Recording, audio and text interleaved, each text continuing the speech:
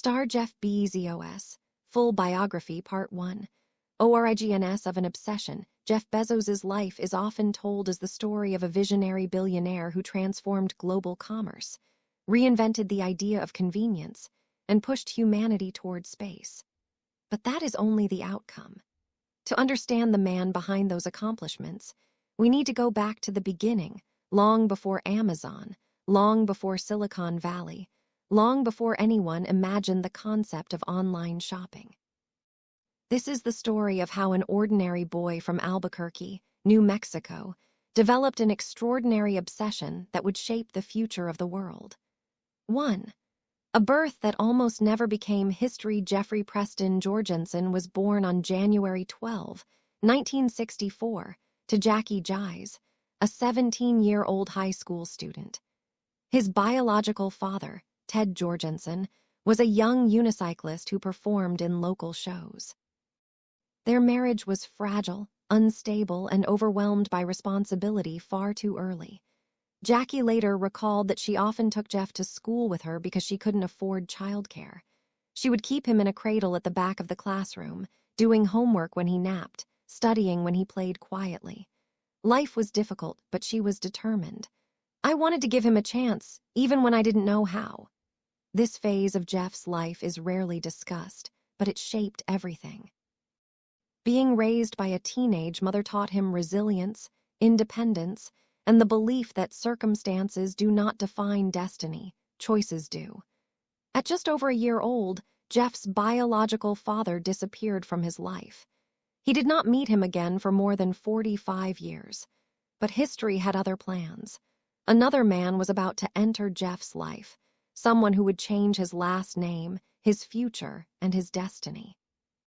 To enter Miguel Bezos, a new beginning in 1968, Jackie married Miguel Mike Bezos, a Cuban immigrant who had arrived in the U.S. alone at age 15 as part of Operation Peter Pan, a mission that evacuated Cuban children during political turmoil. Mike adopted Jeff, giving him his now famous last name, Bezos. Mike was warm, hardworking, disciplined, and determined to succeed. He started as a multilingual student who barely spoke English and later worked his way up to being an engineer at Exxon. From Mike, Jeff learned 3 important lessons. Black work ethic matters more than talent. Black never complain, solve. Black education is the ultimate equalizer. Mike treated Jeff as his own son, and Jeff admired him deeply. Their bond built the emotional foundation Jeff needed to take risks later in life. 3.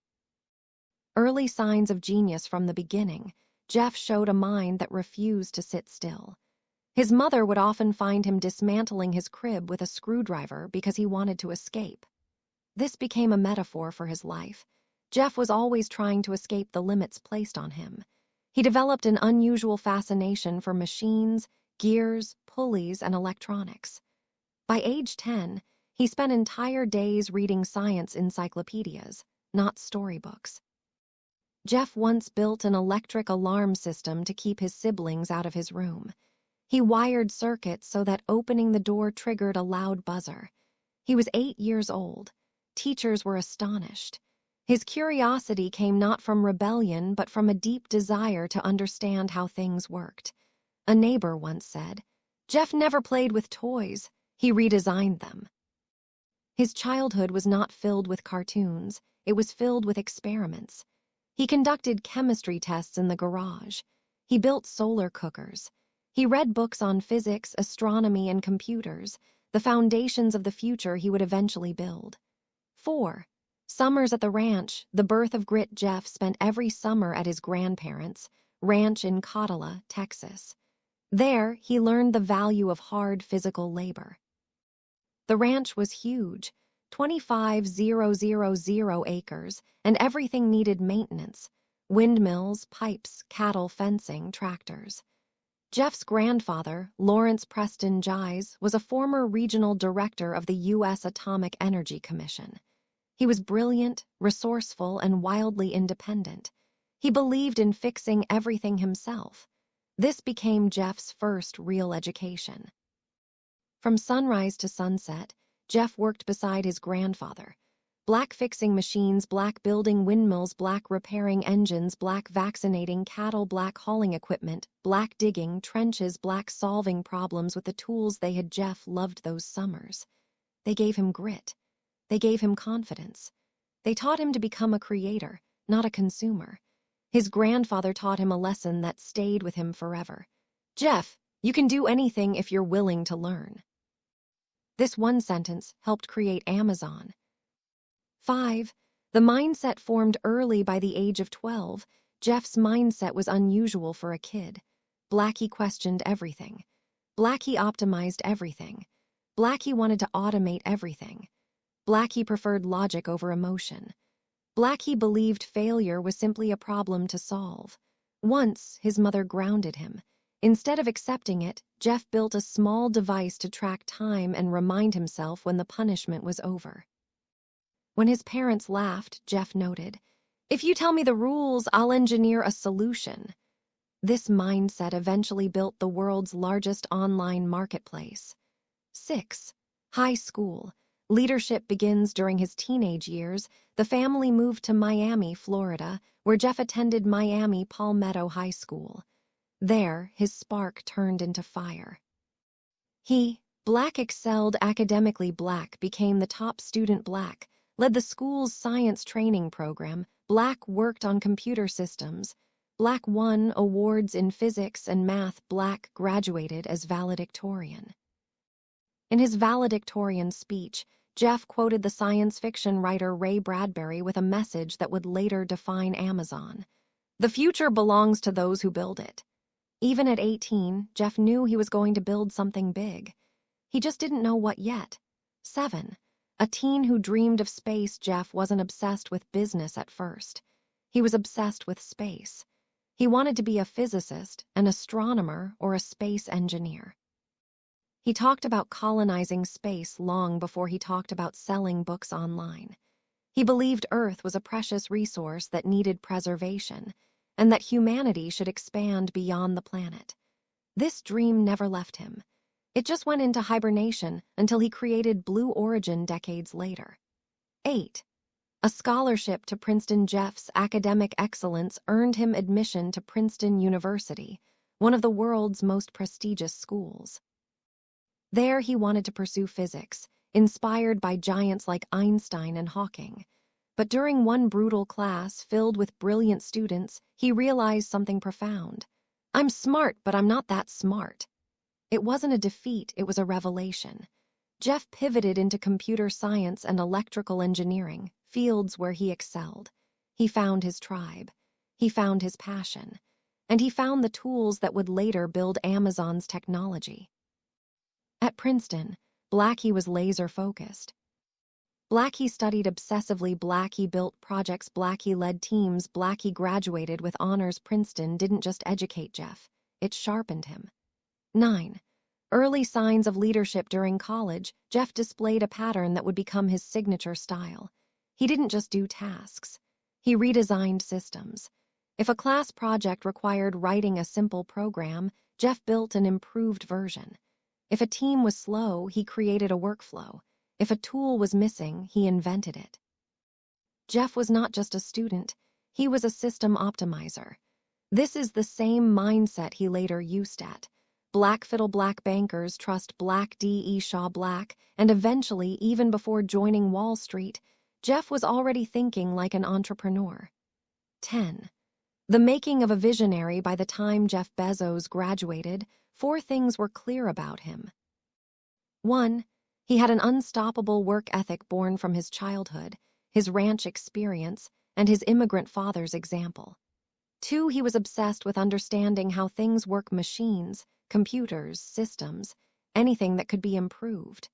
3. He believed in the power of the future, not today, not tomorrow, the long-term future. 4. He had the courage to think differently. He didn't care about fitting in. He cared about building things. This combination made Jeff Bezos Jeff Bezos. The world didn't know it yet, but the seeds of Amazon were already planted deep within him. Star Jeff Bezos Biography, Part 2 title: The Wall Street Prodigy, From Princeton to D. Shaw and the Birth of Amazon, Part 2, Wall Street, D. Shaw. And the moment Amazon was born, Jeff Bezos' journey from Princeton graduate to the founder of Amazon is a story of ambition, precision, and a series of decisions that appear almost inevitable in hindsight, but were terrifying and uncertain in the moment. This is the chapter where Jeff transformed from a brilliant student into a world-class problem solver and visionary professional. 1. The Princeton exit. A world waiting outside. Jeff graduated from Princeton University in 1986 with a degree in electrical engineering and computer science. Even before graduating, he was targeted by some of the biggest companies in America. IBM, Intel, Bell Labs, and many top tech giants wanted him, but Jeff wasn't attracted to stability. He wanted impact, he once said. "If the role doesn't challenge me, I'm not interested." He wanted something dynamic, something evolving, something that allowed him to build. So instead of going into a traditional tech job, he chose the unpredictable world of finance and technology on Wall Street, which was undergoing a digital revolution. 2. Fiddle, the first real job and first real challenges. Jeff's first job was at Fiddle, a startup building a network for international trade. The company aimed to digitize financial transactions, a concept far ahead of its time, similar to early versions of online communication systems. At Fiddle, Black Jeff built communication tools, Black wrote complex software, Black helped construct a network that connected stock exchanges. Black worked long hours, Black managed teams, Black demonstrated leadership beyond his age. Within a year, Jeff was leading projects. Something important happened here. Jeff realized he could build complex systems quickly while managing people effectively. His bosses noticed. His colleagues noticed. Wall Street noticed. After 2 years, Jeff received better and bigger offers, including one from a company that would shape his destiny. 3. Bankers Trust. Rising fast. Jeff joined Bankers Trust in 1988, one of the most respected financial institutions in America at that time. Within 2 years, he became the youngest vice president in the company's history. At Bankers Trust, Black Jeff worked on computerizing financial systems. Black designed high-risk, high-value banking software. Black helped develop new trading platforms. Black managed large projects with precision. His colleagues described him as a hurricane of intelligence and energy. But Jeff felt something missing. He was excelling. He was respected. He was earning well. Yet he wasn't building anything transformative. He wanted a canvas big enough for his imagination. Bankers Trust wasn't that canvas. Then came the opportunity that changed everything. 4. D.E. Shaw, the turning point. In 1990, Jeff joined D.E. Shaw & Co., a hedge fund unlike any other. This wasn't a typical Wall Street firm. It was a place where mathematics, physics, computer science, and economics merged into a single powerhouse of innovation. The founder, David E. Shaw, was a computer genius, an incredible thinker with a deep interest in science, computation, and new ideas. He saw in Jeff something extraordinary. Jeff quickly rose through the ranks. Within 4 years, he became senior vice president, one of the youngest in the firm. He was responsible for building systems that analyzed investment patterns, automated financial processes, and predicted market behaviors using algorithms. He was working at a place where everyone was brilliant, yet Jeff stood out. David Shaw later said, "Jeff was one of the most talented people I had ever hired." 5. The most important meeting of his life. At D.E. Shaw, Jeff met Mackenzie Tuttle, a novelist, researcher, and strong-willed thinker. She was interviewing candidates when she first saw Jeff. He had the most incredible laugh I had ever heard. Jeff admired her intelligence and her fearlessness. They fell in love quickly. Mackenzie later said, "I married him because I wanted someone with a big heart and someone who would support my dreams." Their partnership was essential. Jeff was ambitious, but Mackenzie was the one who encouraged many of his boldest decisions, including leaving Wall Street to start Amazon. Without her belief, the Amazon story might not exist. 6. The Internet moment. 1994. While researching investment trends, Jeff stumbled upon a statistic. The internet was growing at 2,300% per year.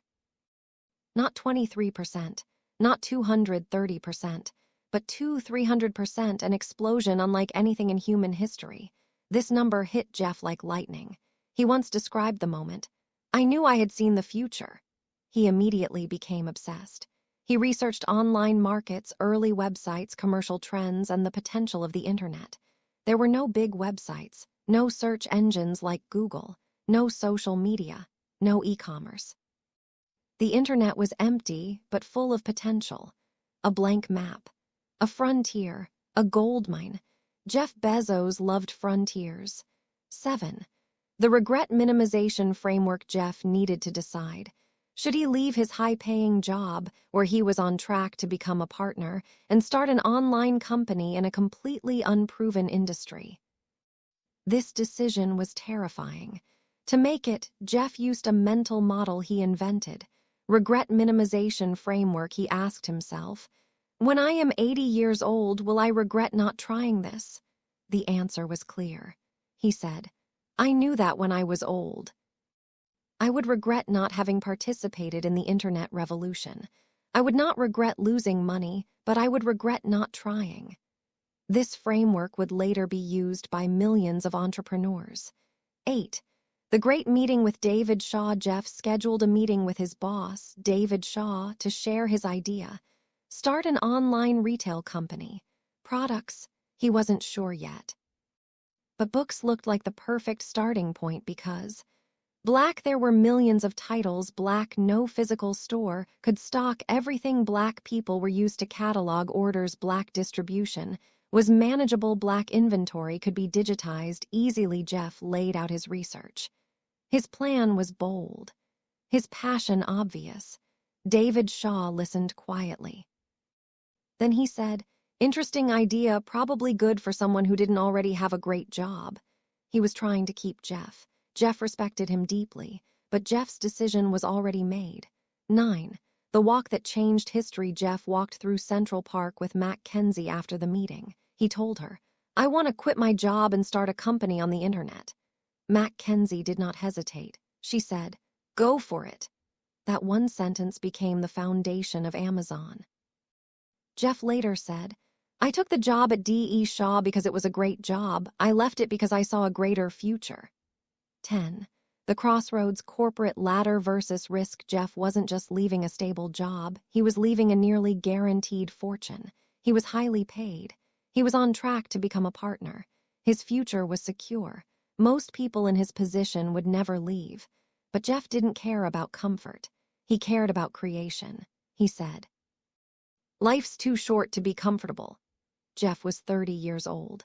He had no business background, no retail experience, no seller contacts, no warehouse, no logistics knowledge, no venture capital, just an idea, an analytical mind, and an obsession with the future. 11. The decision that started it all. In 1994, Jeff Bezos walked into his office at D.E. Shaw for the last time.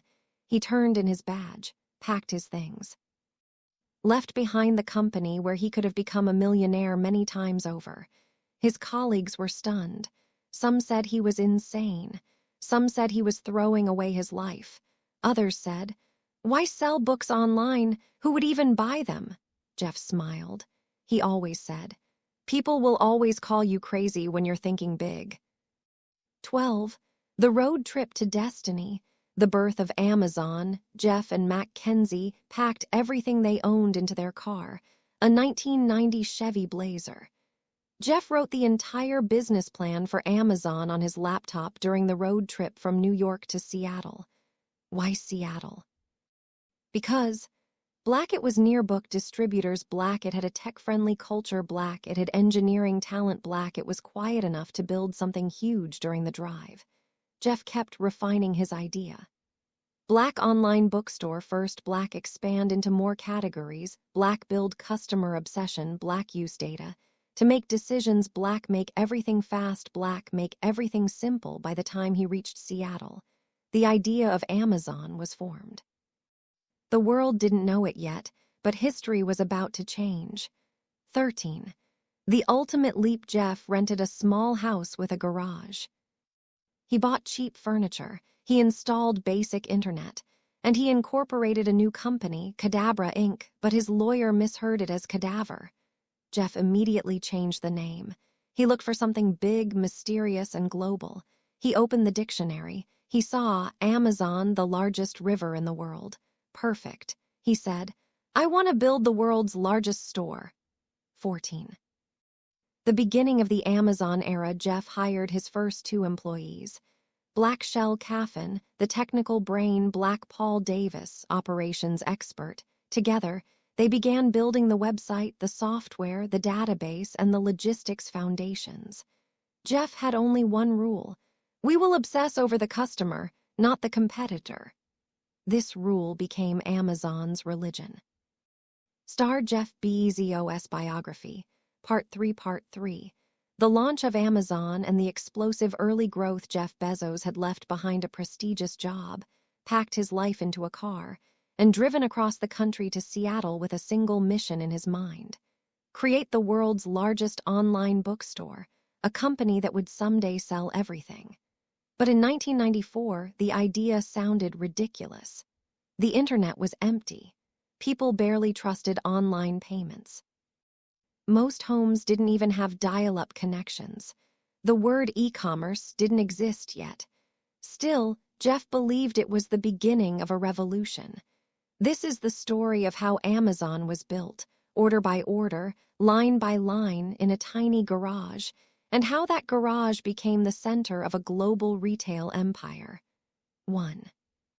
The garage, where everything began. Amazon did not start in a fancy office. It started in a small rented house at 10704 NE 28th Street, Bellevue, Washington. The house had black a garage, the office, black a cheap door desk, black extension cords running everywhere, black 2 small computers, black warehouse shelves. Jeff assembled himself, black a fan to cool the machines, black a phone line that barely worked. Jeff, Shel Caffin, and Paul Davis sat on the concrete floor assembling furniture and hardware. Jeff didn't mind. He loved it, he said. You don't choose your passion chooses you. 2. The door desk, a symbol of frugality. One of Amazon's earliest traditions was the door desk.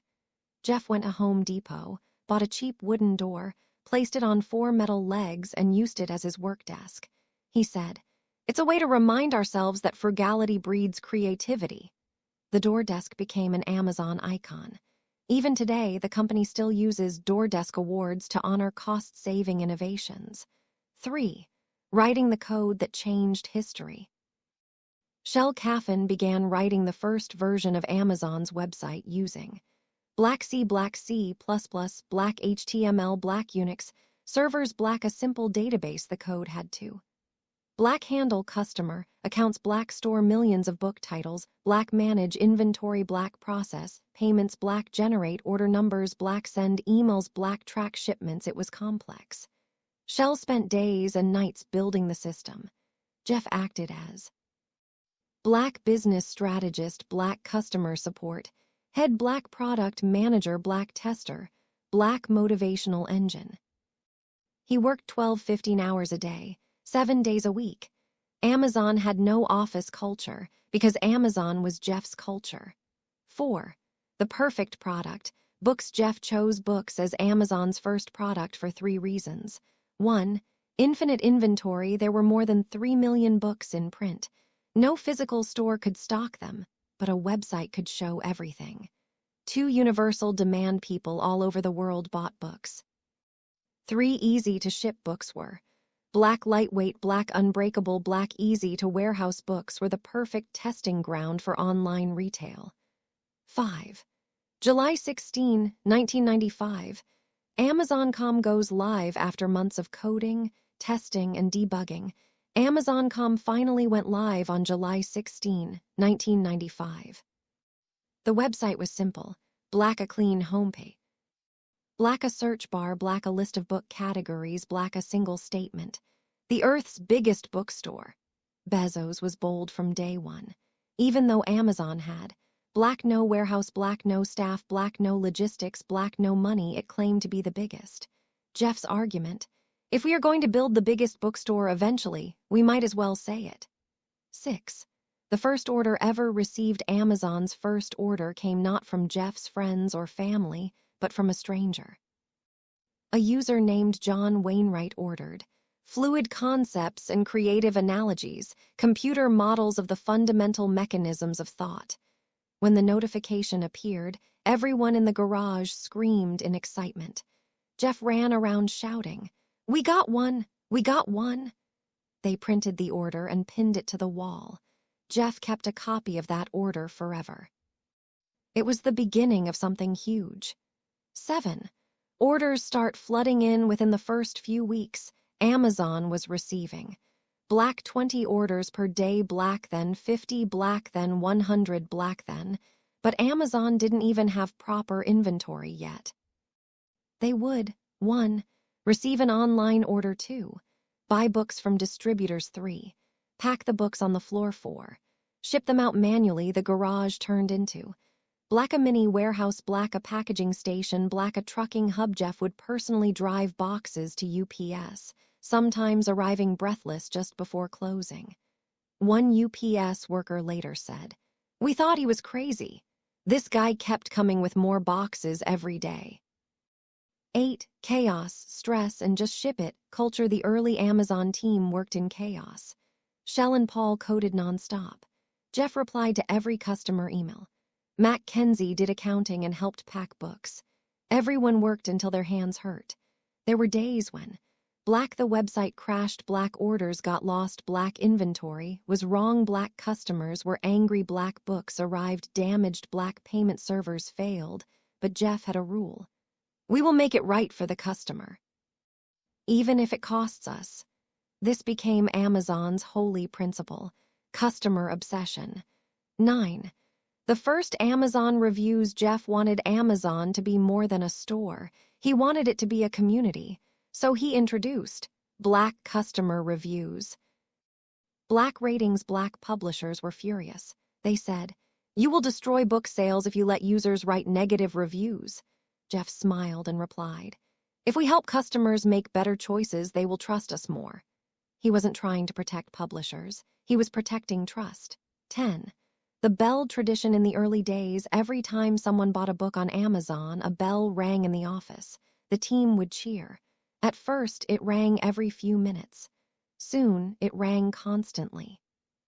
Finally, they had to turn it off because it never stopped ringing. 11. Investors thought Jeff was crazy. Amazon needed money to grow. Jeff met with dozens of investors. Most turned him down. They said, "Black people will not use credit cards online. Black books, why books? Black retailers will crush you. Black, the internet is a fad. Black, why leave a hedge fund to do this?" Jeff patiently explained the vision. Only 20 out of 60 investors, each invested around $50,000. Jeff raised about $1 million. Those investors became millionaires later. Some became billionaires. 12. The culture of high standards. From day one, Jeff set incredibly high expectations. He demanded black speed, black precision, black efficiency, black data, black innovation, black honesty, black 100% customer focus. He banned PowerPoints. He insisted on writing long memos instead. He encouraged disagreement. He encouraged experimentation. He encouraged thinking decades ahead. His mentality: good enough is not good enough. 13. The two-pizza rule. Jeff created a rule to prevent bloated teams. A team should be small enough to feed with 2 pizzas. Small teams move fast. Small teams innovate. Small teams take risks. This rule later became famous in management circles. 14. 1996. The first real warehouse. Amazon soon outgrew the garage. They rented a tiny warehouse in Seattle. Employees built the shelves themselves. Jeff insisted, "Every dollar saved is a dollar for the customer." They bought black used desks, black used equipment, black cheap furniture. Black basic shelves. Nothing was fancy, but everything worked. 15. The rise of word of mouth. Amazon didn't spend money on advertising.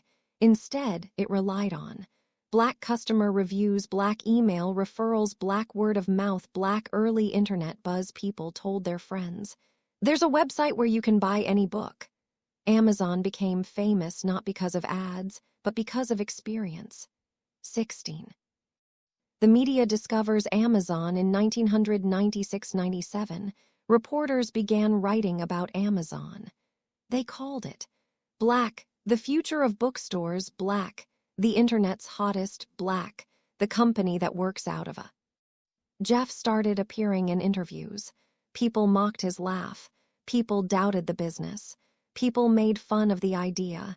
Jeff didn't care. He said, "If you're going to do something big, you will be misunderstood for a long time." 17. 1997, Amazon goes public. IPO on May 15, 1997. Amazon went public on NASDAQ at black price, $18 per share. Black ticker, Amazon. Black market value, million. But Jeff warned investors, "We will not be profitable for many years. We will invest aggressively in growth. Long-term thinking is the only way." Wall Street was shocked. No CEO talked like this, but those who believed him got rich beyond imagination. 18. Amazon's growth explodes within 2 years. Black Amazon expanded from books to CDs. Black then to DVDs. Black then to toys. Black then to electronics. Revenue grew. Black 1995, 511,000. Black 1996, $15 million. Black 1997, $148 million. Black 1998, $610 million. Black 1999, $1.06 billion. Jeff became Black Time Person of the Year 1999. Black, a symbol of the dot-com boom. Black, a leader of internet innovation. Black, a visionary in business, but success didn't come without problems. Competition was rising. Barnes and Noble challenged Amazon. The dot-com bubble was forming. Amazon was growing, but danger was ahead. Star Jeff Bezos Biography, Part 4. Title: The Dot-Com War, Surviving Collapse, Reinventing Amazon and the Birth of Prime. Part 4. The Dot-Com Crash, Amazon's Survival and the Birth of Prime. By the year 1999, Amazon was one of the most recognized names in the emerging digital economy. Jeff Bezos was the face of the internet revolution. He appeared on magazines, spoke at conferences, and inspired thousands of young founders. Everyone believed Amazon was unstoppable. Everyone, except reality, because Amazon was about to face the greatest threat in its history. A threat so deadly that thousands of companies would be wiped out overnight. A threat that nearly killed Amazon too. This is the story of how Jeff Bezos led Amazon through the dot-com crash, rebuilt it from ashes, and laid the foundations for the Amazon we know today, including the ideas that would become Amazon Prime. 1. 1999. The internet bubble inflates. By late 1999, the stock market was drunk on optimism. Every startup with "com" in its name was valued as if it would conquer the world. Companies with black no profits, black no customers, black no products, black no real business models were receiving millions in investment. Analysts declared, "The internet changes all rules. Profits don't matter. Stock prices will keep rising forever." Jeff Bezos didn't believe those lies. He warned investors repeatedly, "Amazon will not become profitable soon. We are investing for the long term. Growth must be meaningful, not artificial." But investors were in a frenzy. Amazon's stock soared from $18 to over $100 in months. The world believed Bezos was creating magic. He wasn't. He was building infrastructure. But many companies were. 2000, the bubble explodes. In early 2000, fear began to replace excitement. Stock prices fell, funding dried up, startups collapsed, layoffs spread across tech. By March 2000, the NASDAQ index began crashing violently.